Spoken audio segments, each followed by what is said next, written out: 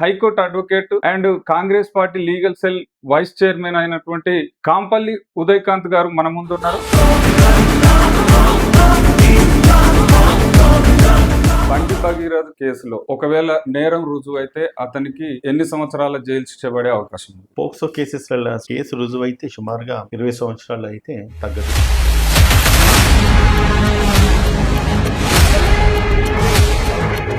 ప్రస్తుతం అయితే బండి సంజయ్ గారు కేంద్ర మంత్రిగా ఉన్నారు. అంటే ఆ యొక్క అధికారాన్ని ఉపయోగించి తన అబ్బాయికి ఏమన్నా శిక్ష పడకుండా చేయడానికి అవకాశం ఉంటుందా? పోక్సో కేసెస్లలో victim statement itself is sufficient for conviction అంటారు.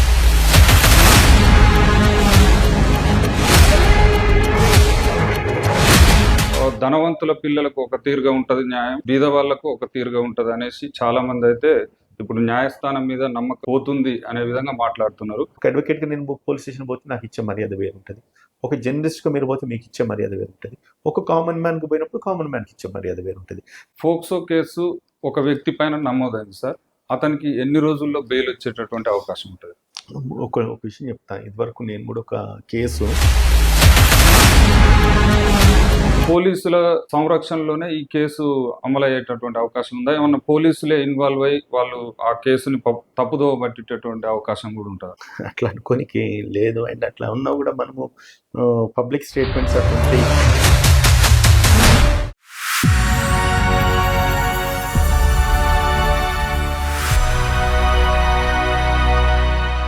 హలో, అందరికి నమస్తే. నేను మీ శ్రీశైలం ఆర్ఎల్ఆర్ టాపిక్ కి స్వాగతం. ప్రస్తుతం మన ముందు high court advocate and Congress party legal cell vice chairman అయినటువంటి ఉదయకాంత్ గారు మన ముందు ఉన్నారు. వారి మాటల్లోనే తెలుసుకుందాం. ప్రస్తుతం సమాజంలో జరుగుతున్నటువంటి అంశాలపైన వారి మాటల్లోనే తెలుసుకునే ప్రయత్నం చేద్దాం.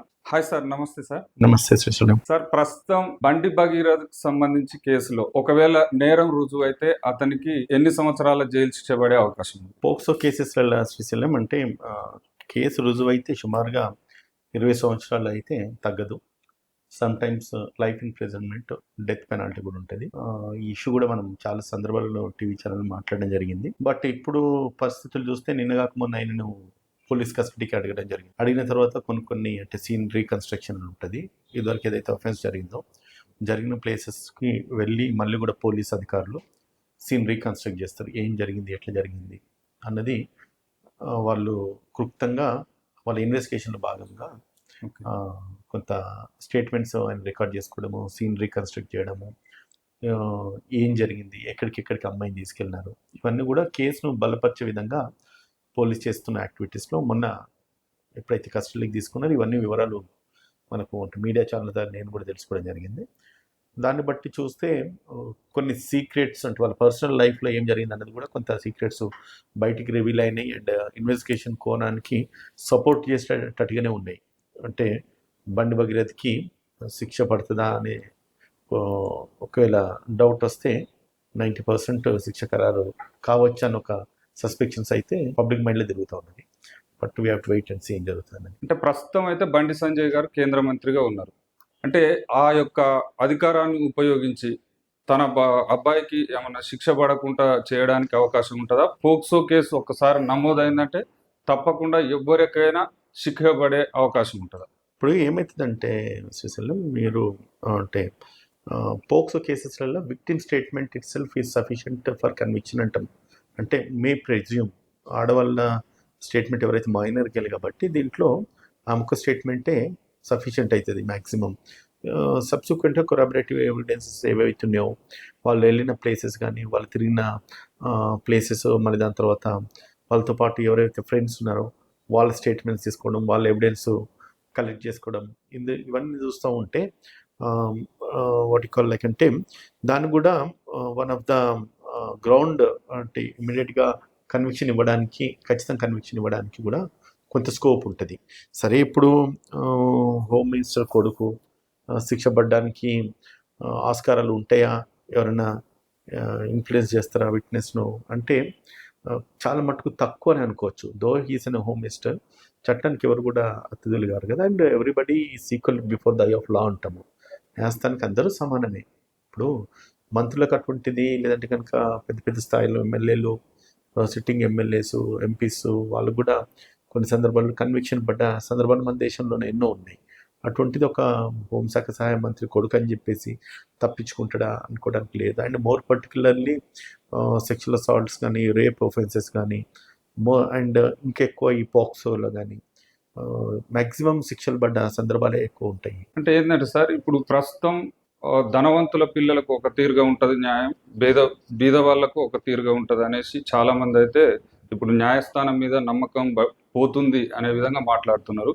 ఒక అడ్వకేట్గా మీ ఒపీనియన్ చెప్పండి. ఇప్పుడు జనరల్ పర్సెప్షన్ ఎట్లా ఉంటుందంటే జనాలకి, మేము పోగానే మమ్మల్ని ఎవరు పోలీసులు పట్టించుకోరు, బట్ ఉన్నోడికైతే న్యాయం వేరే విధంగా ఉంటుంది. డబ్బున్నోనికి పోతే ఇచ్చే మర్యాదలు వేరు పోలీస్ స్టేషన్లలో. అదే ఏం లేనోడు పోతే అరే కూసోపోరా, లేకపోతే నిలబడిపోరా, రేపు రాపోరా, ఇల్లు రాపోరా. ఇది అంటే జనరల్ ఫినామినా, ఇది ఒక ఆనవాయితీగా నడుస్తుంది. బట్ మారుతున్న రోజులు బట్టి, మారుతున్న ట్రెండ్స్ బట్టి, మారుతున్న విధానాలను బట్టి మనం కూడా, ఎందుకంటే పోలీస్ స్టేషన్కి వెళ్ళంగానే ప్రతి చోట, అంటే ఇప్పుడు ఎప్పుడైతే ఫ్రెండ్లీ పోలీసింగ్ అని వచ్చిందో, పోలీస్ వ్యవస్థ మీద కూడా కొంత నమ్మకం ఏర్పడుతూ ఉన్నది. మునుపు లెక్క ఒకప్పుడు మేము చిన్నగా ఉన్నప్పుడు, లేకపోతే మీరు చిన్నగా ఉన్నప్పుడు పోలీస్ స్టేషన్ పోగానే ఎవరై అబ్బాయి అనేసి తిట్టే రోజుల నుంచి మర్యాదగా కూర్చునబెట్టి కూడా ఈరోజు కంప్లైంట్స్ ఏంటి తెలుసుకొని రాయరాని వాళ్ళకు వీళ్ళే స్టేషన్లో కూడా వాళ్ళు రైటింగ్ అసిస్టెన్స్ ఇస్తూ కూడా కేసెస్ రిజిస్టర్ చేయడము, స్వతర ఇన్వెస్టిగేషన్ చేయడము, ఇవన్నీ జరుగుతూ ఉన్నాయి కదా. మార్పు ఎట్లయితే ఇప్పుడు మీకు ఇలాంటి ఛానల్స్ రావడము, అండ్ మీడియా ఎక్కువ పెరిగిపోవడము, అండ్ మోర్ పర్టికులర్లీ ప్రతి చోట మనము ఈ యొక్క కెమెరాస్ అన్నీ కూడా ఉండి observation of the government observations ఎక్కువ ఉంటాయి. మన పోలీస్ స్టేషన్ పోగానే వాళ్ళు కనుక కేసు రిజిస్టర్ చేయలేదు, లేకపోతే తిట్టిన బెదిరించినా కూడా ప్రతి ఒక్కరు ఆర్టీఐలో ఒక అప్లికేషన్ పెట్టి నాకు సీసీ కెమెరా ఫుటేజెస్ కావాలంటారు. అండ్ పోలీస్ స్టేషన్లో మమ్మల్ని తీసుకెళ్ళి ఇంతసేపు కూర్చుండు కావాలంటే కెమెరాలు వెరిఫై చేయండి అంటారు. అంటే ఎప్పుడైతే టెక్నాలజీ పెరుగుతూ ఉన్నదో, పబ్లిక్ యాక్సెసిబిలిటీ ఎక్కువ అయిపోయిందో, దీన్ని బట్టి చూస్తూ ఉంటే జస్టిస్ అందరికీ సమానంగా జరగదు అనుకోవడానికి ఏం లేదు. పేదోడైనా is a citizen of India, ధనికుడైనా సిటిజన్ ఆఫ్ ఇండియా. ఈ వ్యక్తికి ఏదైతే చట్టం వర్తిస్తుందో ఆయన కూడా అదే చట్టం వర్తిస్తుంది. కాకపోతే ఏంటంటే కొన్ని సందర్భాలలో వాళ్ళకున్న పరిచయాలు కావచ్చు, వాళ్ళు కొంత ప్రివిలేజ్ క్రియేట్ చేస్తారు అంతే. ఇప్పుడు ఒక అడ్వకేట్గా నేను పోలీస్ స్టేషన్ పోతే నాకు ఇచ్చే మర్యాద వేరు ఉంటుంది, ఒక జర్నలిస్ట్గా మీరు పోతే మీకు ఇచ్చే మర్యాద వేరు ఉంటుంది, ఒక కామన్ మ్యాన్కి పోయినప్పుడు కామన్ మ్యాన్కి ఇచ్చే మర్యాద వేరు ఉంటుంది. దాన్ని బట్టి జస్టిస్ ప్రివైల్ కాదు అనుకోనికి లేదు. Justice will definitely prevail. కోర్టులో కాకపోయినా న్యాయస్థానంలో ఖచ్చితంగా ప్రివైల్ అవుతుంది. ధనికుడికి ఒకటి, లేని వాడికి ఒకటి, అంటే మేబీ అంటే పూర్తిగా నేను దాన్ని వ్యతిరేకించను, కొంత భాగం ఉండొచ్చు. బట్ న్యాయస్థానం ముందు మాత్రం అందరు సమానమే కాబట్టి ఎవరికైనా ఒకటే తీర్పు వస్తుందని మాత్రం నేను నా పర్సనల్ ఒపీనియన్ 90% వస్తుందని చెప్పగలుగుతాను. అయితే ఇప్పుడు ఫోక్సో కేసు ఒక వ్యక్తి పైన నమోదైంది సార్, అతనికి ఎన్ని రోజుల్లో బెయిల్ వచ్చేటటువంటి అవకాశం ఉంటుంది? ఒక విషయం చెప్తాను. ఇదివరకు నేను కూడా ఒక కేసు చూసినప్పుడు, ఈ డిఏవి స్కూల్లో పాపని 4 years గర్ల్ని రేప్ చేసిండు ప్రిన్సిపల్ వాళ్ళ డ్రైవర్ అని చెప్పి, ఆ కేసు నేను దగ్గర డ్రైవ్ చేసిన. ఆయనకైతే బెయిల్ రాకుండానే తీసుకుపోయేసి ఇమీడియట్గా 6 months కన్విక్షన్ ఇచ్చేసిండ్రు. అంటే చెప్తున్నా, ఒక ఎగ్జాంపుల్ చెప్తున్నా. మ్యాండేట్గా బెయిల్ అంటే మ్యాటర్ ఆఫ్ రైట్, బెయిల్ అడగొచ్చు, bail is right, jail is exemption అన్నారు. కానీ పోక్సో కేసెస్లలో ఏమైతే అంటే బయటకు వస్తే కనుక చిన్నపిల్లల మీద జరిగిన అఫెన్స్ కాబట్టి జస్టిస్ ఒకవేళ తారుమారు చేస్తాం, ఎవిడెన్స్ తారుమారు చేస్తారా, విట్నెస్ ఏమైనా ఇన్ఫ్లుయెన్స్ చేస్తారని ఒక భావంతో బెయిల్ ఇవ్వరు, తొందరగా ఇవ్వరు. అండ్ బెయిల్ కూడా ప్రాపర్ గ్రౌండ్స్ ఎస్టాబ్లిష్ కావాలి, అండ్ నేరం చేయలేదన్న ఒక నమ్మకం కోర్టుకు కలగాలి, నేరం జరగకపోయి ఉండాలి మెయిన్. అట్లా ఒకవేళ రాంగ్ ఇంటర్ప్రిటేషన్స్ వల్ల అరెస్ట్ చేసినారు, జ్యుడిషియల్ కస్టడీలో రిమాండ్ చేసిండ్రు అని అన్నప్పుడు మ్యాటర్ ఆఫ్ రైట్ కింద వీళ్ళు బెయిల్ అడగొచ్చు. కోర్టుకు నిజంగానే ప్రెజ్యూమ్ చేస్తే ఒకవేళ బెయిల్ మ్యాండేట్ అన్నప్పుడు ఆబ్వియస్లీ బెయిల్ వచ్చే ఛాన్సెస్ అయితే మ్యాక్సిమం ఉంటాయి. కానీ some times we cannot guarantee. పోక్సోలలో గ్యారంటీగా మనము బెయిల్ వస్తా అన్నది కూడా గ్యారంటీ ఉంటుంది. ఇప్పుడు అంటే పోలీసుల సంరక్షణలోనే ఈ కేసు అమలయ్యేటటువంటి అవకాశం ఉందా? ఏమన్నా పోలీసులే ఇన్వాల్వ్ అయ్యి వాళ్ళు ఆ కేసుని తప్పుదోవ పట్టేటటువంటి అవకాశం కూడా ఉంటుందా? అట్లా అనుకోనికి లేదు. అండ్ అట్లా ఉన్నా కూడా మనము పబ్లిక్ స్టేట్మెంట్స్ అటువంటివి చెయ్యొద్దు. ఎందుకంటే ఇప్పుడు అంటే ఇది కొంచెం హై ప్రొఫైల్ కేసు కదా, ఒక హోంశాఖ సహాయ మంత్రి కొడుకు ఇన్వాల్వ్ అయిన కేసు. దీంట్లో పోలీసులు కొల్యూడ్ అవుతారా, లేదంటే పోలీసులు వాళ్ళకు విక్టిమ్ అక్యూజ్డ్కు సహకరిస్తారా అన్నదాన్ని బట్టి మనము కామెంట్ చేయడం కరెక్ట్ కాదు. ఎందుకంటే అరెస్ట్ చేయనంతసేపు తప్పిస్తున్నారో లేకపోతే నిర్లక్ష్యం వహించారంటే ఒక వంతు okay, we can accept that. But ఎప్పుడైతే అది జ్యుడిషియల్ ప్రాసెస్లోకి వచ్చిందో కోర్ట్స్ ఆర్ ఇన్వాల్వ్ కదా.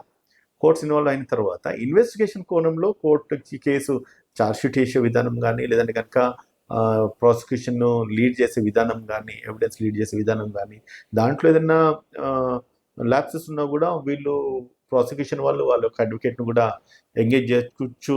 అండ్ ప్రాసిక్యూషన్ అసిస్టింగ్ పీపీ అని ఉంటారు, వాళ్ళని కూడా మనము విక్టిమ్ సైడ్ వాళ్ళు పెట్టుకోవచ్చు.